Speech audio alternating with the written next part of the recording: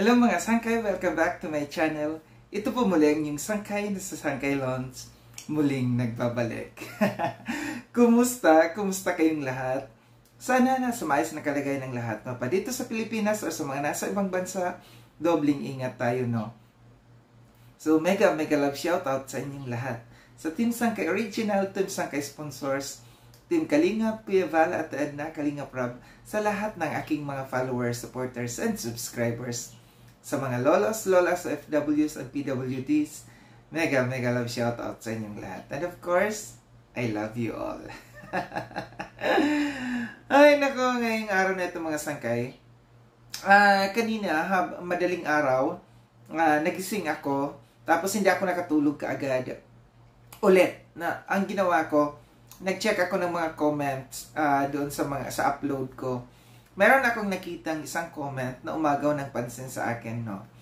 Anyway, pag-usapan natin ito si Rina. Si Rina na yung subject ni Kalinga Prab ngayon na million views na ang inaano niya. No, bawat upload ni Kalinga Prab talagang millions ang inaabot ng views nito ni Rina. Dahil nga siguro, dahil gaya ng sabi ko, itong batang ito, kahit may kapansanan siya, mayroong depekto sa kanyang pag-iisip. Kinagiliwan ito ng karamihan dahil sa angking ganda ng kanyang mukha, no? Maamo ang kanyang mukha, ang ganda talaga ng bata. So, maraming nagkaka-interest dito sa kay Rina, no? Maraming mga netizens na gustong subaybayan ang kwento ng buhay, kung anong mangyayari dito sa buhay ni Rina.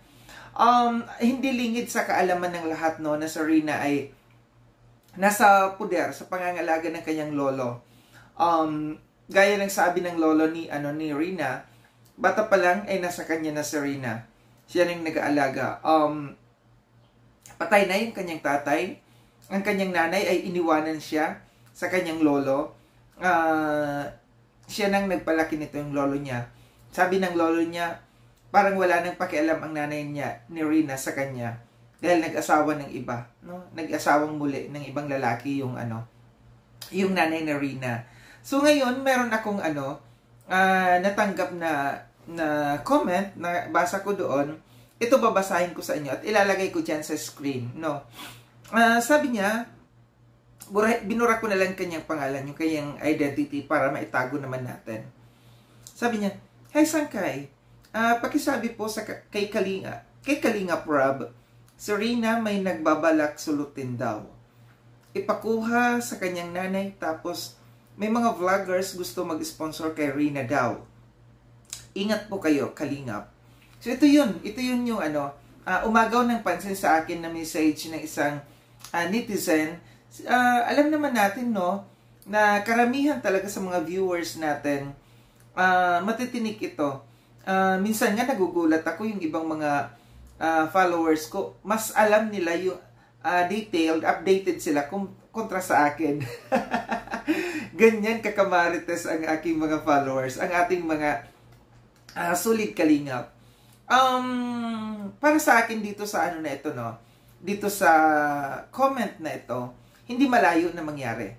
Hindi malayo mangyari yung mga sulutan, aswangan, wakwakan, ahasan dito, no.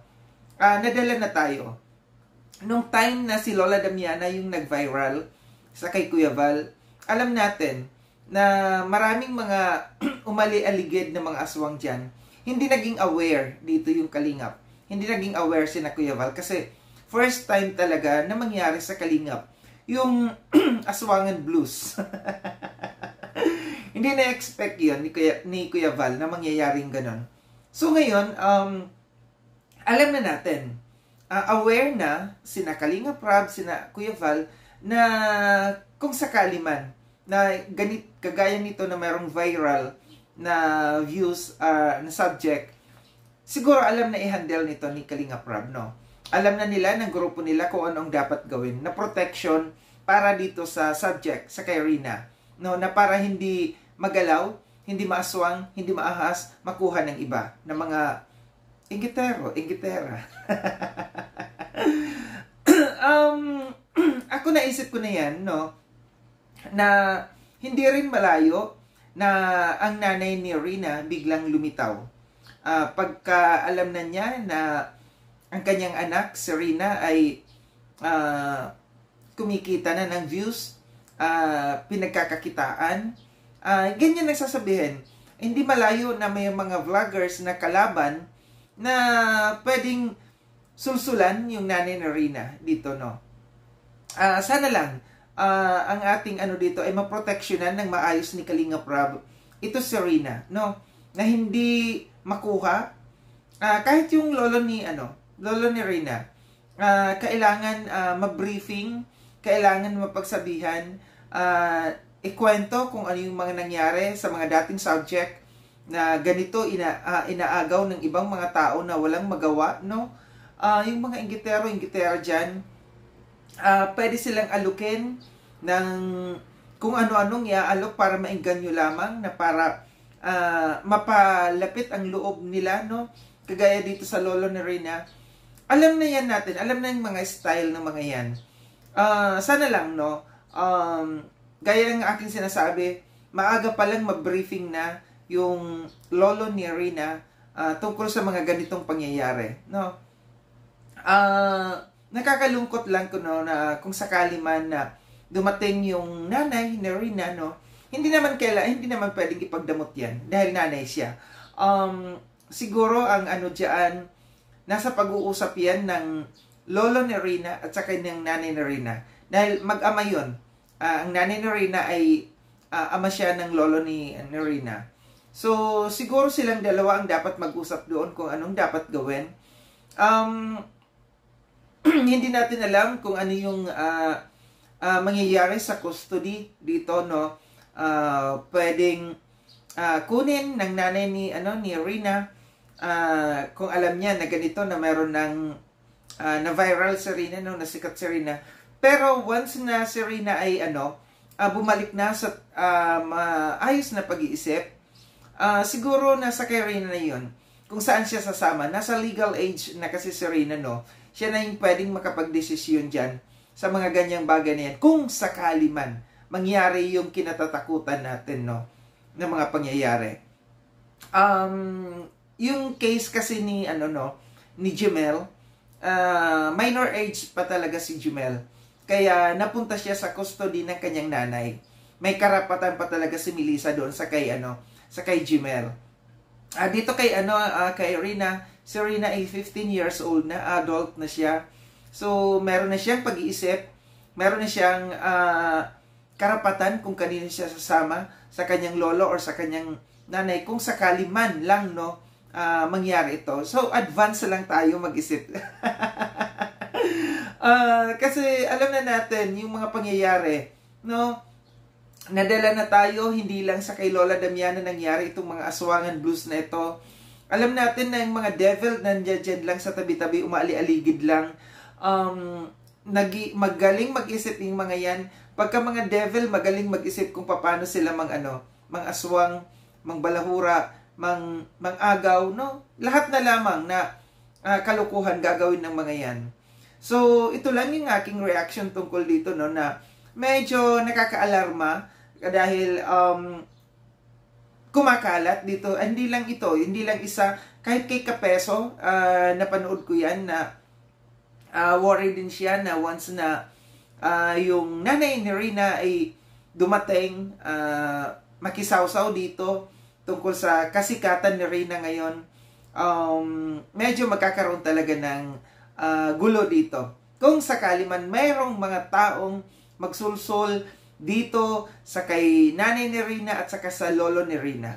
So ito yung dapat proteksyonan natin. Dapat alam na ang dapat gawin, ang mga moves na dapat gawin para maprotektahan itong batang ito. Yung sa atin lang ay alam naman natin ng karamihan na ang kalingap ay gusto lamang lumingap ng mga taong nangangailangan ng tulong. Itong ginawa na ito, nagkataon lamang na nag-viral si Rina, no? Gusto talaga ng Kalingap, Team Kalingap, Kalingap Rob, na matulungan ito si Rina, na bumalik sa kanyang pag-iisip, no? Na maging normal dahil sayang siya, sayang yung kanyang kagandahan, sayang yung tangkad, at sayang bata pa siya, na hindi malayo mangyari na maging scholar ito ni Kalinga Prab once na gumaling na itong batang ito, no? At nasabi ni Kalinga Prab sa kanyang vlog na balak niyang ipagawa yung bahay ni Rina, ng lolo ni Rina, no? Dahil hindi pa nga tapos. Pero sabi ni Kalinga Prab, hindi na muna niyang iisipin yung mga material na bagay. Ang focus nila, ang gusto nila na mangyari sa ngayon, doon sila nagfo-focus yung para gumaling si Rina, para maibalik sa maayos, sa matinong pag-iisip si Rina sa ngayon. So maraming salamat mga sangkay sa panonood dito sa aking reaction video na ito. Sa mga hindi pa nakapag-subscribe kay Sangkay Lon, subscribe niyo na po ako. Click yung notification bell para updated kayo sa lahat ng mga videos na aking gagawin. Like and share itong video na ito mga sangkay, no? So kita-kits tayo ulit sa susunod na video na aking gagawin. Ingat kayo, saan dako ng mundo bang kayo naroroon. Paalam na mga sangkay, paalam.